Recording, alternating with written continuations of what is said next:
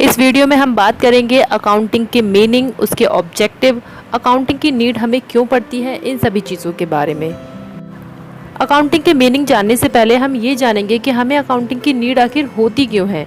देखिए, कोई भी बिजनेसमैन है वो हर ईयर ये जानना चाहता है कि उसे किस ईयर कितना प्रॉफिट हुआ है, कितना लॉस हुआ है, उसने अपने बिजनेस में जितनी भी कैपिटल लगाई है उन सब के बारे में उसका सारा रिकॉर्ड, और उसे कितना कितना रुपीस जो है किसी से लेना है, कितना किसको देना है, तो इस सभी का कैलकुलेशन उसे पता होना चाहिए। तो उन सब चीज़ों का पता करने के लिए हमें अकाउंटिंग की ज़रूरत पड़ती है।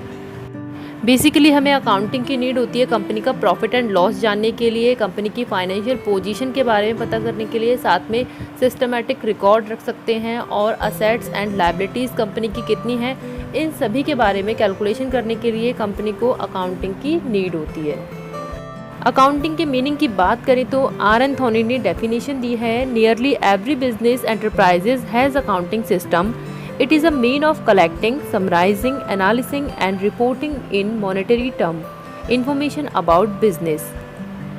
कहने का मीनिंग ये है कि हर कोई बिजनेस में एक रिकॉर्ड रखने का सिस्टम होता है, एक अकाउंटिंग बनाई जाती है जिसके अंदर जो भी मनी से रिलेटेड टर्म है उनको डाटा को कलेक्ट करना, जितना भी मनी से रिलेटेड है उनको समराइजिंग करना, एनालिसिस करना, ये सब जो जानकारी देते हैं उन सब का एक साधन जो है वो अकाउंटिंग कहलाता है। According to American Institute of Certified Public Accountant, accounting is the art of recording, classifying and summarizing in a significant manner and in terms of money, transaction and events which are in part at least of a financial character and interpreting the result thereof.